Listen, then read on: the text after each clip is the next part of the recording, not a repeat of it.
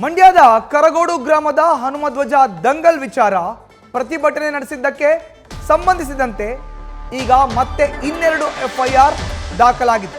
ಮಂಡ್ಯದ ಕರಗೋಡು ಗ್ರಾಮದ ಹನುಮಧ್ವಜ ದಂಗಲ್ ವಿಚಾರ ಪ್ರತಿಭಟನೆ ನಡೆಸಿದ್ದಕ್ಕೆ ಮತ್ತೆರಡು ಎಫ್ಐಆರ್ಗಳು ಈಗ ದಾಖಲಾಗಿದೆ. ಪಾದಯಾತ್ರೆಯಲ್ಲಿ ಭಾಗಿಯಾಗಿದ್ದಂಥ 50 ಜನರ ಮೇಲೆ ಪ್ರಕರಣಗಳನ್ನು ದಾಖಲಿಸಲಾಗಿದೆ. ಮಂಡ್ಯ ಪಶ್ಚಿಮ ಠಾಣೆಯಲ್ಲಿ 2 ಪ್ರತ್ಯೇಕ ಕೇಸನ್ನು ದಾಖಲಿಸಲಾಗಿದೆ. ಡಿವೈಎಸ್ಪಿ ಶಿವಮೂರ್ತಿ ದೂರಿನನ್ವಯ 58 ಮಂದಿ ವಿರುದ್ಧ ಕೇಸ್ನ ದಾಖಲಿಸಲಾಗಿದೆ. ಐಪಿಸಿ ಸೆಕ್ಷನ್ 143, 147, 148, 504, 353, 149 ಅಡಿಯಲ್ಲಿ ಕೇಸ್ಗಳನ್ನು ದಾಖಲಿಸಲಾಗಿದೆ. ಕರ್ತವ್ಯಕ್ಕೆ ಅಡ್ಡಿಪಡಿಸಿರೋ ಆರೋಪದ ಅಡಿಯಲ್ಲಿ ಕೇಸ್ಗಳನ್ನು ದಾಖಲಿಸಲಾಗಿದೆ. ಕುರುಬ ಸಂಘದ ಕಾರ್ಯದರ್ಶಿಯಿಂದ ಮತ್ತೊಂದು ದೂರನ್ನ ಕೂಡ ದಾಖಲಿಸಲಾಗಿದೆ. ಕಾರ್ಯದರ್ಶಿ ಶಶಿಧರ್ ಎಂಬುವರ ದೂರಿನ ಅನ್ವಯ ಈಗ ಎಫ್ಐಆರ್ ದಾಖಲಾಗಿದೆ. ವಿದ್ಯಾರ್ಥಿ ನಿಲಯಕ್ಕೆ ಕಲ್ಲು ತೂರಿದ್ದರ ಬಗ್ಗೆಯೂ ಕೂಡ ಕೇಸ್ ದಾಖಲಾಗಿದೆ.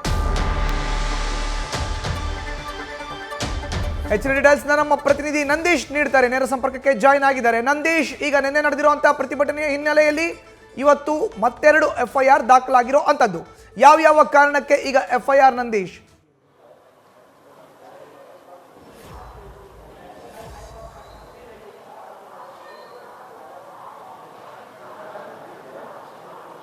ಖಂಡಿತ ಮಧುಸೂದನ್, ಏನು ಕೆರಗೋಡು ಗ್ರಾಮದಲ್ಲಿ ಹನುಮ ಧ್ವಜ ತೆರವು ಪ್ರಕರಣ ಬಹಳಷ್ಟು ಕಿಚ್ಚನ್ನ ಹೊತ್ತಿಸಿದೆ.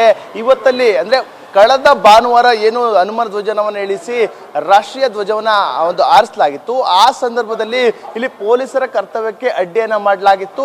ಕೆಲವೊಂದಷ್ಟು ಸಾರ್ವಜನಿಕರು 144 ಸೆಕ್ಷನ್ ಜಾರಿ ಇದ್ರೂ ಕೂಡ ಆ ಒಂದು ಸಂದರ್ಭದಲ್ಲಿ ಅಧಿಕಾರಿಗಳ ಕರ್ತವ್ಯಕ್ಕೆ ಅಡ್ಡಿಯನ್ನು ಉಂಟು ಮಾಡಿದ್ದಾರೆ, ಅಲ್ಲದೆ ಶಾಂತಿ ಭಂಗವನ್ನ ಉಂಟು ಮಾಡಿದ್ದಾರೆ ಎಂಬ ನಿಟ್ಟಿನಲ್ಲಿ ಕೆರಗೋಡು ಪೊಲೀಸ್ ಠಾಣೆಯಲ್ಲಿ ಒಂದು ದೂರು ದಾಖಲಾಗುತ್ತೆ. ಅದರಲ್ಲಿ ಪ್ರಮುಖವಾಗಿ 3 ವ್ಯಕ್ತಿಗಳ ಮೇಲೆ ಒಂದು ಎಫ್ಐಆರ್ ಕೂಡ ದಾಖಲು ಮಾಡಿರುವಂತದ್ದು. ಪ್ರಕಾಶ್, ಪ್ರತಾಪ್ ಸೇರಿದಂತೆ ಮತ್ತೋರ್ವನ ಮೇಲೆ 3 ಮೇಲೆ ಎಫ್ಐಆರ್ ದಾಖಲಾಗುತ್ತೆ. ಅದಾದ ಬಳಿಕ ಇದೀಗ ಮತ್ತೆರಡು ಪ್ರಕರಣಗಳು ಇದೀಗ ಮಂಡ್ಯ ಪಶ್ಚಿಮ ಠಾಣೆಯಲ್ಲಿ ದೂರು ದಾಖಲಾಗಿರುವಂಥದ್ದು. ಅದಕ್ಕೆ ಪ್ರಮುಖ ಕಾರಣ ಅಂದ್ರೆ ಒಂದಷ್ಟು ವಿಚಾರಗಳನ್ನ ಆ ಒಂದು ಎಫ್ಐಆರ್ ಅಲ್ಲೂ ಕೂಡ ದಾಖಲು ಮಾಡಿರುವಂಥದ್ದು. ಅಂದ್ರೆ ನಿನ್ನೆ ಕೆರಗೋಡು ಗ್ರಾಮಸ್ಥರು ಬಿಜೆಪಿ ಮತ್ತು JDS ಮುಖಂಡರೊಂದಿಗೆ ಬೃಹತ್ ಪಾದಯಾತ್ರೆಯನ್ನ ಕೆರಗೋಡು ಗ್ರಾಮದಿಂದ ಮಂಡ್ಯಕ್ಕೆ ಹಮ್ಮಿಕೊಂಡಿರ್ತಾರೆ. ಆ ಸಂದರ್ಭದಲ್ಲಿ ಮಂಡ್ಯದ ಮಹಾವೀರ ವೃತ್ತಕ್ಕೆ ಪಾದಯಾತ್ರೆ ಬಂದಂತ ಸಂದರ್ಭದಲ್ಲಿ ಅಲ್ಲಿ ಗೊಂದಲ ಸೃಷ್ಟಿಯಾಗುತ್ತೆ, ಕಲ್ಲು ತೂರಾಟ ಆಗುತ್ತೆ, ಸಾರ್ವಜನಿಕ ಫ್ಲೆಕ್ಸ್ ಗಳನ್ನ ಅರಿದು ಹಾಕ್ತಾರೆ. ಅದರಲ್ಲೂ ಕೂಡ ಪ್ರಮುಖವಾಗಿ ಕಾಂಗ್ರೆಸ್ ಶಾಸಕ ಗಣಿಗ ರವಿಕುಮಾರ್ ಹಾಗೆ ಕಾಂಗ್ರೆಸ್ ಏನು ಸರ್ಕಾರದ ಒಂದಷ್ಟು ಫ್ಲೆಕ್ಸ್ ಗಳನ್ನ ಅರಿದು ಬೆಂಕಿ ಹಚ್ಚುವಂತ ಕೆಲಸವನ್ನು ಮಾಡ್ತಾರೆ. ಆ ಸಂದರ್ಭದಲ್ಲಿ ಫ್ಲೆಕ್ಸ್ಗೆ ಕಲ್ಲೆಸೆತ ಸಂದರ್ಭದಲ್ಲಿ ಸಾರ್ವಜನಿಕರು ಕೂಡ ಕಲ್ಲೇಟು ಬಿದ್ದಿರುವಂತದ್ದು.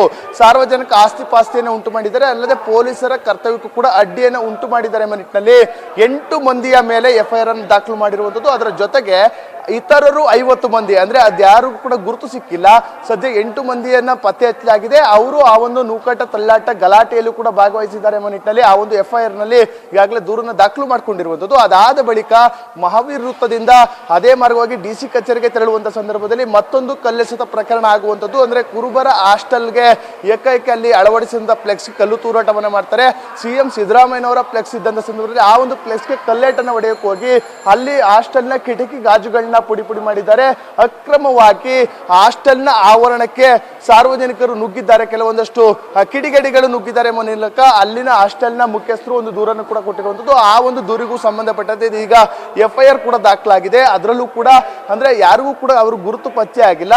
ಕೆಲವೊಂದಷ್ಟು ಕಿಡಿಗೇಡಿಗಳು ಏಕೆ ನುಗ್ಗಿ ಈಗಾಗಲೇ ದಾಂಧಲೆಯನ್ನು ಮಾಡಿದ್ದಾರೆ ಎಂಬ ನಿಟ್ಟಿನಲ್ಲಿ ಎಫ್ಐಆರ್ ಅನ್ನು ದಾಖಲು ಮಾಡಿಕೊಂಡಿರುವಂತದ್ದು. ಇದೀಗ ಈ ಒಂದು ವಿವಾದದಲ್ಲಿ 3 ಪ್ರಕರಣಗಳು ಸದ್ಯಕ್ಕೆ ದಾಖಲಾಗಿರುವಂತದ್ದು. ಅಂದ್ರೆ ಅವರ ಮೇಲೆ ಕೂಡ ಕ್ರಮವನ್ನು ತೆಗೆದುಕೊಳ್ತೀವಿ ಎಂಬ ನಿಟ್ಟಿನಲ್ಲಿ ಇದೀಗ ಪೊಲೀಸರು ಕೂಡ ಈಗಾಗಲೇ ಚಿಂತನೆಯನ್ನು ನಡೆಸ್ತಾ ಇರುವಂತದ್ದು. ಅಂದ್ರೆ ಮೇಲಧಿಕಾರಿಗಳ ಗಮನಕ್ಕೆ ತಂದು ಯಾವ ರೀತಿ ಅವರ ಮೇಲೆ ಕ್ರಮವನ್ನು ಜರುಗಿಸಬೇಕು, ಅವ್ರನ್ನ ಬಂಧನ ಮಾಡಬೇಕಾ ಅಥವಾ ನೇರವಾಗಿ ಅವ್ರ ಮೇಲೆ ಚಾರ್ಜ್ ಶೀಟ್ ಸಲ್ಲಿಸಬೇಕಾ ಎಂಬ ನಿಟ್ಟಿನಲ್ಲೂ ಕೂಡ ಚಿಂತನೆಯನ್ನ ನಡೆಸ್ತಾ ಇರುವಂತದ್ದು. ಮಧುಸೂದನ್, ಧನ್ಯವಾದ ನಂದೀಶ್ ನಿಮ್ಮ ಮಾಹಿತಿಗೆ. ನ್ಯೂಸ್ ಫಸ್ಟ್, ನಿರ್ಭೀತಿಯಿಂದ ನಿಮ್ಮ ಪರವಾಗಿ.